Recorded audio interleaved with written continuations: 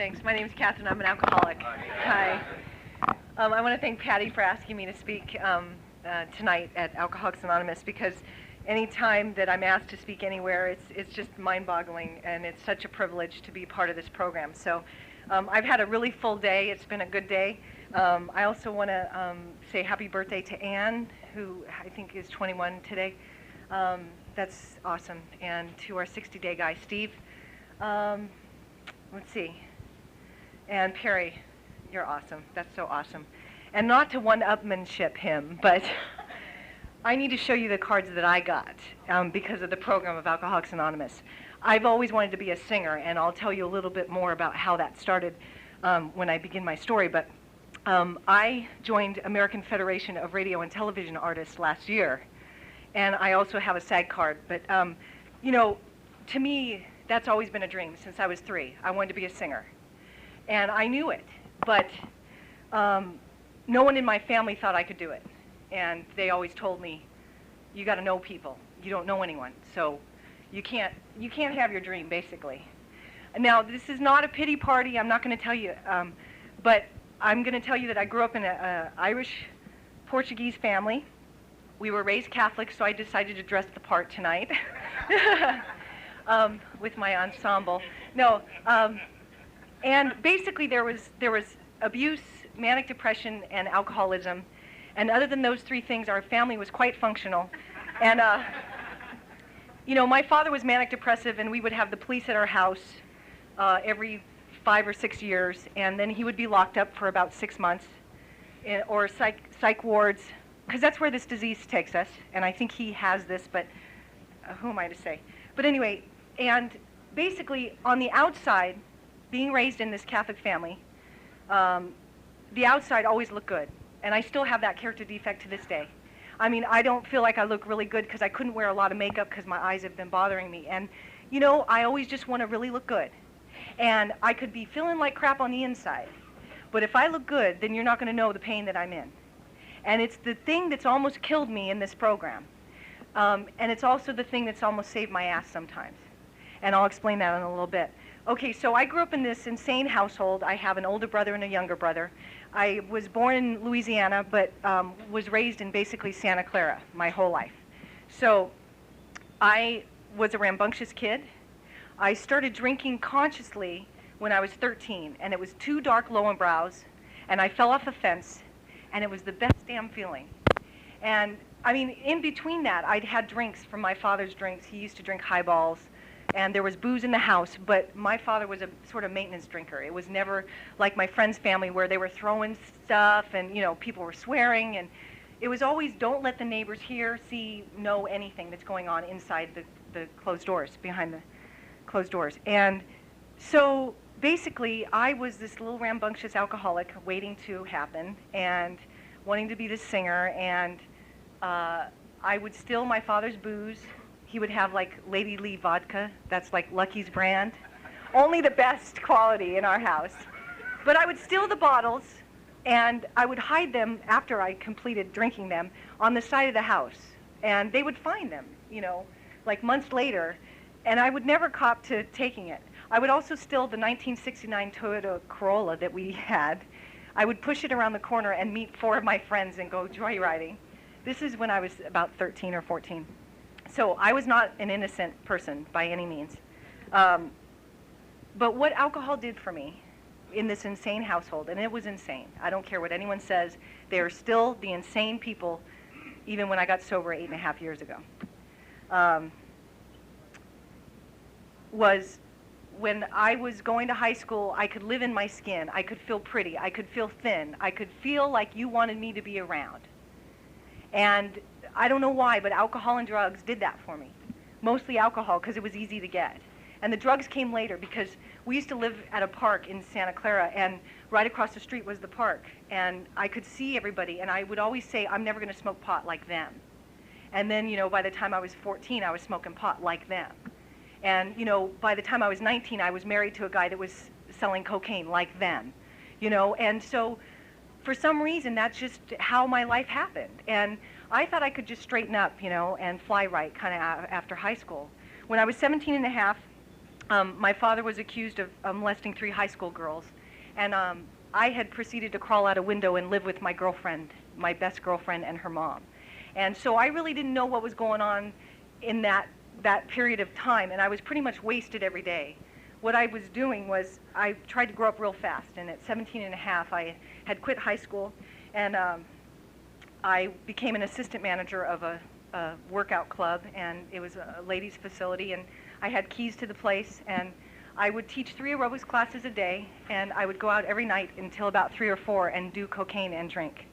I was a mess, but somehow I was able to teach these aerobics classes, and so by the time I was 18, on the outside, it looked like I was living an adult life, and on the inside, I was one messed up kid who didn't know which way to turn, what to do, anything. And basically, what happened was I decided to go back to school, to high school, to graduate with my class. So I took night classes. I was going to become a lawyer. I took civil and criminal justice. And I just really thought I could change my life. Somehow, by force, sheer will, I was going to just become somebody. And, you know, life doesn't work like that. And so by this point, I had never gotten a DUI. I wasn't like Perry. And, you know, it doesn't matter. You know, I mean, no, I didn't get any DUIs. I never had to live under a bridge. Thank God. I think I would be dead by now. But that's just me. If I ever had to be strip searched by someone that I didn't want to do that, I think it would be really hard, you know. I just could never do the jail thing. But that's just me. So anyway, what proceeded to happen was I went to school and I worked really hard. And after, in sobriety, I have gone back to the high school that I almost didn't graduate from, and I speak at high school and college campuses on behalf of AA now. So my life is drastically different. And that was the first high school I went back to. I mean, it gives me chills now when I say it, because I almost didn't graduate from there. And now you know, when I first got sober, it was in San Jose, and I went back to Santa Clara High, and I spoke to the kids there.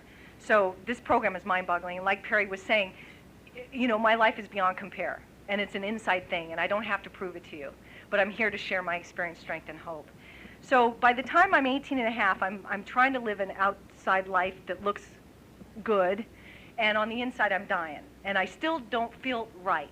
I still always know there's something wrong with me. When I take alcohol, something happens that's different from my fellows. But I can't really pinpoint it.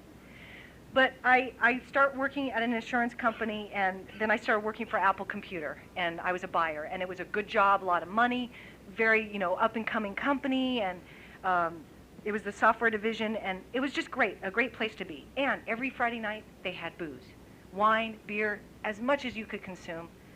And I met a guy that, you know, had 3 things that I don't like for men, and this is just my opinion. If you have them, doesn't mean I don't like you. I don't like long hair, beard, and an earring. That's just my thing. But my girlfriend introduced me to this guy, and he had all 3, and he sold cocaine, so I married him. And I couldn't help myself. He was a good man. And because of being married to that man, who collected 3 DUIs in our marriage, I went to some other 12-step programs. I was going to save him. See, because he was the problem. One more time, it is never me. I am not the problem. I don't have any issues. I don't have any problems. It's got to be you. You, the job. You, the man. You, the whatever. It doesn't matter. But it's never looking at myself. So after my ex-husband had collected 3 DUIs, and you know, I was going to all these 12-step programs, not AA, but, you know, every other thing, and I was going to save him. And that didn't work. And in May of 1991, I went to one of these 12-step programs, and I met a woman, and she knew I wasn't drinking on my own. I just decided, I came up with this great plan. You know, I told you in the beginning I wanted to always be a singer. So I decide I'm going to quit my job. I'm going to get a divorce from this guy, and I'm going to quit my job at Apple, making a lot of good money, and I'm going to work at McNeil's down the street and sing with the bands that come in there and get discovered. You know, I thought it was a good plan. And I was crazy. I didn't know, you know, if I was coming or going. We were doing cocaine. The mailman used to sell us cocaine. It was a pretty good deal. I mean, it's part of my story, so I have to share that I think cocaine got me here a little quicker than had I just been drinking. So I met a woman. We never knew who our angel is going to be. We just don't. They may not be in this program. I met this woman at another 12-step program, and she said, you know, Kath, I know you haven't had a drink in 3 months, but my husband has 16 months in the program of Alcoholics Anonymous, and I want you to follow me to my house, and I want to give you this big book. And I thought, you bitch. You know? She thinks I'm an alcoholic. I don't like this woman. So, but somehow my car followed her to her house. She gave me a spring schedule. I'll never forget. It's light blue. I still have it somewhere. It says 1991, and it's the big book, and it's this big book. So she lied, because it's not very big. But, and then I proceeded to cut Sharon out of my life. I did not see her anymore. I stopped going to that other 12-step group, because God forbid someone tell the truth about me to me. And so that was May of 1991. Well, on November 17th of 1991, my friend Paul Dennison was killed in a car accident coming home from Chico State. And I'd known the guy since 4th grade. He was the only guy that I could beat in arm wrestling in 5th grade, and everyone knew it. See, my nickname used to be Brutus. And I was really a tough chick. Because of all the abuse and because of everything that had happened to me, I didn't trust people. And I used to beat up people to keep you away. And AA has softened me from the inside out. And for that, I'm truly grateful. So anyway, Paul was killed in this car accident, and we all proceeded to go to the bar where I was working now. And I could buy everyone drinks for $1. So we all went into McNeil's, and I bought 15 people from high school, you know, a round of drinks, and I said that prayer that we say. And it's that moment of clarity. Everyone's got one. It's different, and it doesn't really matter how it happens. But my moment of clarity was, I said, I'm just going to have a drink. It'll take off the edge. And it was 5 drinks later. And Todd, who was the water polo star, took me to his house, and I couldn't have sex with him. I just couldn't. I couldn't do it. And here he wanted to have sex with me, and I was never really pretty in high school or thin or any of that stuff.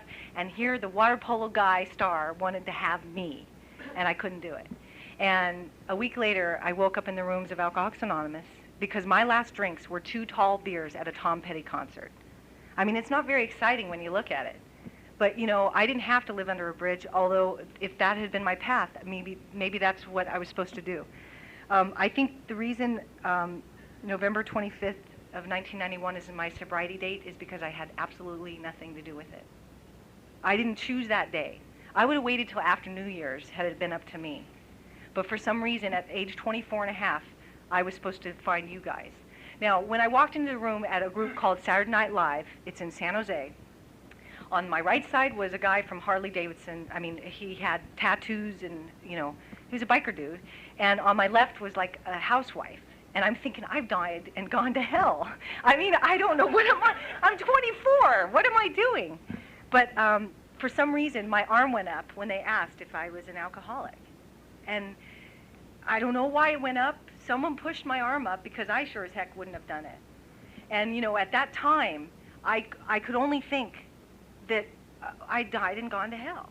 And then someone said to me, and remember I was raised this little Catholic girl, so I had a God, and it had done nothing, absolutely nothing for me because of the hell I was raised in.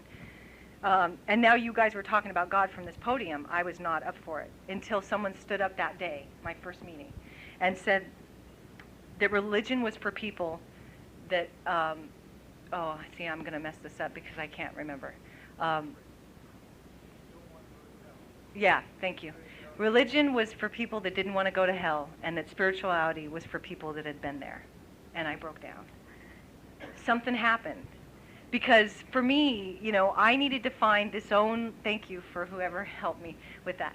And that's how this program works. I can't do it alone. I can't do it alone, man. I just can't. I want to, because like I said, I didn't trust man, woman, child. It didn't matter. When I got here, I did not trust people. And so you said to get a big book and get a sobriety date, and I got those. And so I started reading them. And, you know, it's been interesting because, you know, I made amends and stuff with my family, and they didn't come running back, and it wasn't all hunky-dory, and it still isn't. 2 days ago, I talked to my older brother, and my grandmother had just passed away recently and left some money, but I probably won't see any of it, even though it's meant for me, because my family's just really still screwed up. And, you know, my sponsor tries to remind me that I'm not in charge of that I'm only in charge of my side of the street, that I can only do what's in front of me. So getting back to that first year, that first year was a blast. We went to the movies, like 15 women. We would go see like fried green tomatoes and have one Kleenex, and everyone would be bawling and, you know, passing the Kleenex. I mean, we had dances. I mean, and I don't do those things now, but when I got sober, I needed that. Somehow I needed to know that I was going to have life after sobriety. Because, I mean, I thought, I'm young to be giving up drinking. This is really hard. And I didn't have DUIs and the devastation of running into someone and killing them yet, or going to a psych ward yet, myself. I visited them for my father and my other people in the family. So it was hard for me because I'm a periodic. And I don't say that to be different. I say that because that's the way it was. I came into the rooms with money, Liz Claiborne on, not reeking of alcohol, thinking, oh my God, this is it? And it was hard for me to identify because I want to be better than or less than. It's just the age-old story. And the thing is, I am so like you in every way, shape, or form. It doesn't matter. On the inside, I am so like you, it doesn't matter. And it's taken me 8.5 years to realize this. So anyway, at 1 year sober, I make that second prayer that happens if you've been in the rooms for a while and you're kind of just floating along. And it's that 34 people were at my birthday party to celebrate my 1 year. And there was a guy that I was sort of dating, but I wasn't really interested in him. But he was picking up on a newcomer that I was working with, and it pissed me off a little bit. And I said that prayer, you know. I said that prayer that we say, that's, you know, let no man, no money, no job, no nothing get in the way of me and my sobriety. And it was the purest thing I could do in that moment when they wheeled out the cake for me. Because for me, I needed to know, and I don't know why, but for some reason that has always been the case. Now, I try to put other things ahead of my sobriety, and then it gets ripped from me, or it just doesn't work out, and then I'm devastated again. And you know what? I want serenity more than I want some of those things anymore. And it's taken me a lot of hard knocks, and I still have that problem when I see this thing out here that I think I want. Okay, so at 1 year sober, I say that prayer, and then basically, you know, my sobriety was going along. I started sponsoring women, and then all of a sudden, I'm thrown this sponsee that's deaf, and I don't know sign language, and I'm thinking, what the hell does God think I can do now? I mean, there's no way. I can't do this. And, you know, for some reason, it was the best 4 months of my life, and it catapulted me into being of service to somebody that I just don't think, I don't know how we were put together, but we were. And I sponsored this woman for 4 months. I tried to learn American Sign Language. It is really hard. It's a language, you know, but so this woman would write out her 4-step, and you know, I would read it, and then I would write back my answers. I mean, it was just mind-boggling. But that all of a sudden, you know, I was being of maximum service to someone else other than myself. And for this alcoholic, that is unheard of. I mean, you know, it just doesn't happen. So going along, and I'm starting to speak at high schools, and I happened to get a consulting job back at Apple because my reputation as a buyer was really good. I was well known, so I was making some nice money, and then I decided I wanted to sing. I mean, I'm not getting younger, and so I start performing at restaurants near Palo Alto and San Jose. There's a blues club, and you know, so I'm starting to do a little bit of that, and I'm working during the week, and I'm going to meetings, and I'm sponsoring this woman that can't hear me. And I'm okay, whatever. So God's got a plan, and I don't know what it is, but I'm along for the ride. Okay, so, and my life's going along pretty good, and I'm pretty active in AA because I want to be the president, of course. And I want to get an A+, and I want to make sure you know that I want an A in AA. And there is no A's in AA. There's no higher ladder. There's nowhere else to be. This is it. The chair, the dollar, you say goodbye, and you come back the next day. And that's exactly how my sobriety is. I can't do tomorrow until tomorrow comes. And for this alcoholic to be where her feet are is the biggest lesson I've learned by being in the rooms of Alcoholics Anonymous. So I know I diverge from, you know, it's like I had nothing to say a half hour ago, and now I have everything to say. And I lost my train of thought, but okay, so I'm sponsoring this woman. My life's going along good. I do my 4-step. I do my amends to my brothers. And they say, basically, you're a liar. Dad never abused you. And they don't want me in their life. And I'm devastated. And only because I thought everything was going to be lovely, and I thought everyone in AA was just wonderful. And you know what? That's not the truth. We're all human, and my brothers can't deal with the fact that I've told the truth. They've called me a liar, and at 2 years sober, I wanted to have protection for my nieces and nephews, and a sponsor told me, you're not in charge of that. If your father is around your nieces and nephews, it is none of your business. You can't do anything. And I had to let go. I had a lot of lessons in serenity and letting go and surrender, 2 years sober. And so then my mom, who is remarried and now living in Arizona, or was at the time, so we've talked, but it's been real hard. Until almost 6 years sober, I didn't really get to make my amends to her. And my amends to her were to take care of her property up near Prescott for 3 months while she went to Canada. And when she returned, I thought that we would have a couple months to get to know each other. I was 6 years sober. I was still living in San Jose. And the plan was I would pursue my career of music and acting out here in LA after going to Arizona. And I came out here in October of '97 to do an audition for Star Trek, and I didn't get it. But I went back to my mom's house in Arizona, and 3 days after she returned from her 3-month-long trip, she said, you know, my husband and I don't want you here anymore.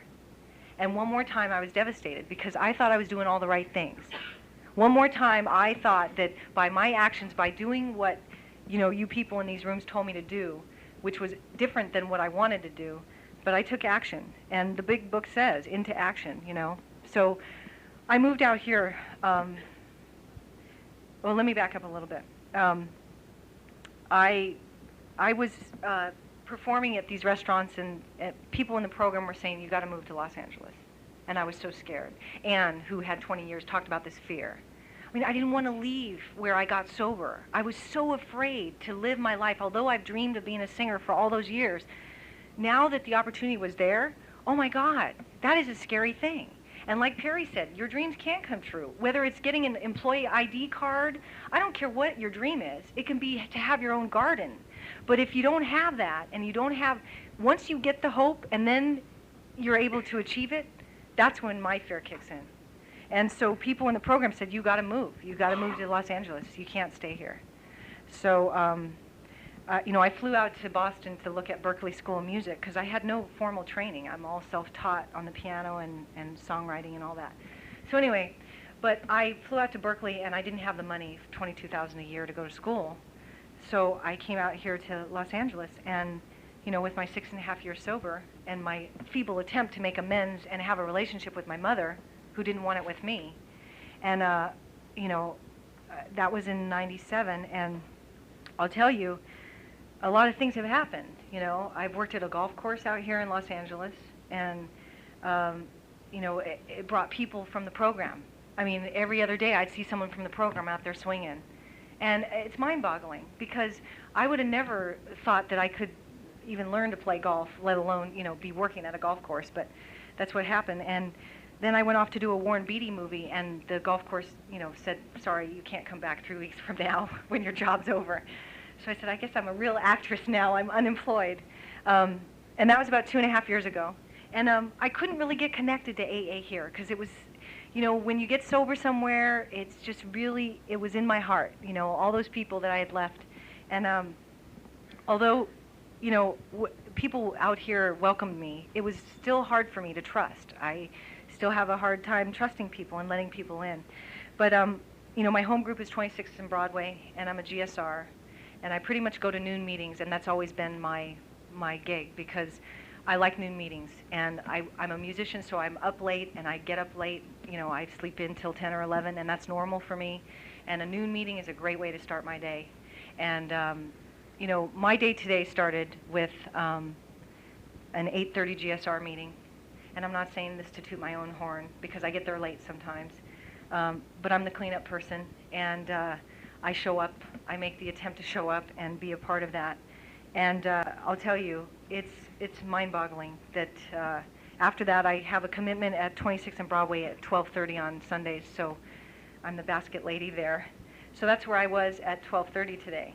And then at 3 o'clock I saw my friend Slave and Dave at the Venice Beach, and I got to dance a little bit, and then my friend from the program took me to lunch, and we got to have lunch in Venice, and now I'm here. And you know what? That's my day today. And that has been the 8.5 years of my life. I mean, I can't tell you how many times I didn't think I was going to make it another day or want to be around, or, you know, once facing my family and making the amends that everything wasn't nice and rosy. I didn't understand, you know, because I'm not the kind of person that just wants to drink. I want to be gone. I want to be out of here. I don't want to be around anymore. That's the depth that I take. And, you know, I have a full life today, and I haven't had those kind of feelings for a long time. Although last week, you know, I shared that everything was wrong and nothing was wrong. And there are those days. Sometimes I'll just wake up in the morning, and I know it's my disease. I know it wants me, you know, to not be doing well. And here's the perfect example. Recently, I sang in Beverly Hills at a restaurant, and the next week, an article came out, and, you know, I was devastated, because he said I sounded like a cheesy lounge act from Vegas. It's one person's opinion, and maybe it was cheesy to him, but the point is, he spelled my name right. No. The point is, I am performing in Beverly Hills, California.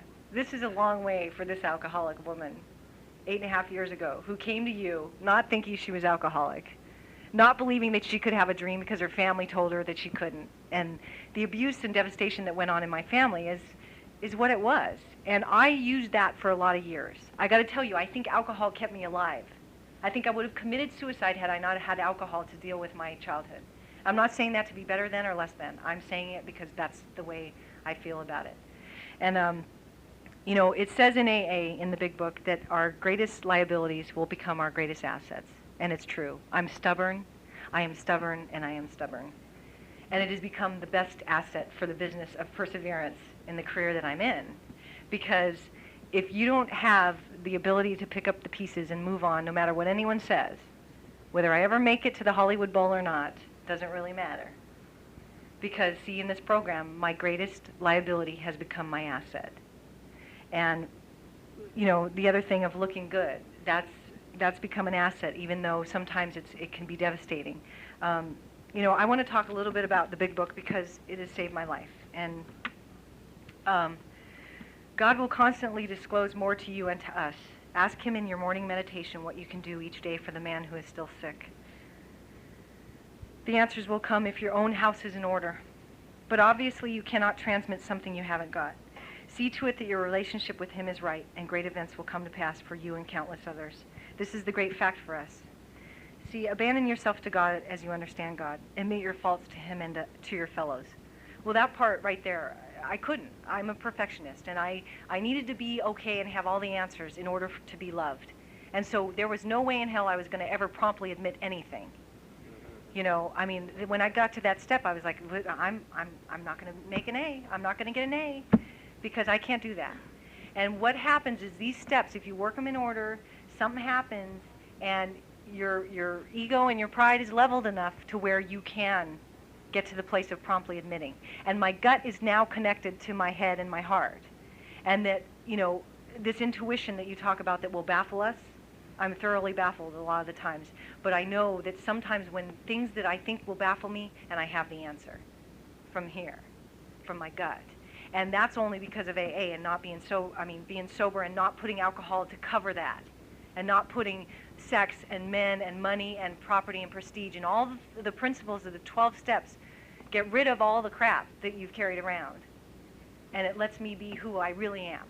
Whether I want to wear a Catholic outfit, whether I want to wear my hair up or down, you know, it's mind-boggling because I used to be such the people pleaser, and that's another one of my major character defects.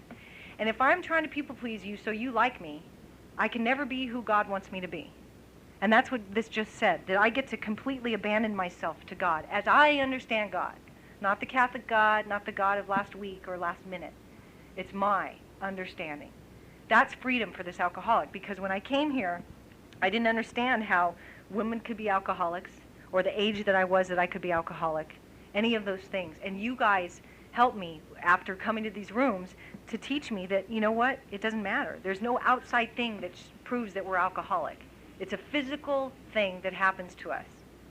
coupled with a mental obsession for more of a thing that is devastating to us. And I equate it to, I'm lactose intolerant, or you could say that, like, if you're allergic to strawberries and you go into the doctor's office and you say, you know, doc, every time I eat these strawberries, I get hives. And the doctor would say, well, don't eat strawberries, Catherine. And you know what? The alcoholic goes out and eats more strawberries. That's just the way it is, because, see, I want more of that. And I know it's bad for me, and I can't help myself. And from what this book says is the only thing is a spiritual solution, you know? That's going to help me. And that was really hard to swallow, because I thought I was already going to hell for having sex at 18 or whatever. And, you know, so I was pretty much already on the bottom of the totem pole when I got here. And when you said that I could completely abandon myself to God of my own understanding, it made it okay. Somehow it made it okay, you know? So every time that I really am not grateful for my life, or, you know, I'm still driving the same car that I got sober in. It's got a big old dent on one side, but it runs. And I'm in a rented room at a house, but it's a nice little room, and I've been there 3 years. And before I got to LA, I moved maybe every 3 months, because I could just never stay planted long enough. I have a roof over my head. I had a great dinner and a great breakfast this morning, and you know, my life is totally different from the inside out. And there is no amount of dollar bills that I could put in that little basket that goes around at the meetings that would pay for what I have on the inside. And there's no amount of women, whether they could hear me or not, that I could sponsor, that I could give away what has been freely given to me in this program. And there's no amount of, you know, my form of commitments. I can't take, with my crazy schedule, I can't really take formal commitments at normal meetings, so I have to do other things. And I speak regularly at the college and high school campuses, which used to not be such a detriment until they were bringing guns to school. But anyway, you know, it guarantees me in the big book we can go to the most sordid spot in the place on this earth. It says that in here, and I believe this. I just have this desire to believe what's in this book. And somehow my heart has opened up to love you people and let you love me, and that is something that's truly mind-boggling for this person, because I just shut everybody out.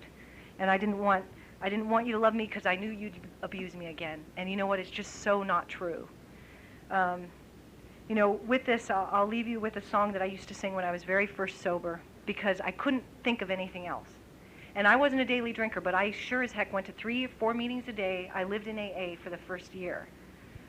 And it goes like this. God grant me serenity to accept what I can't change. God grant me the courage to change the things I can. Allow me the wisdom to know what's right from wrong. May I do thy will instead of mine be done. Thank you.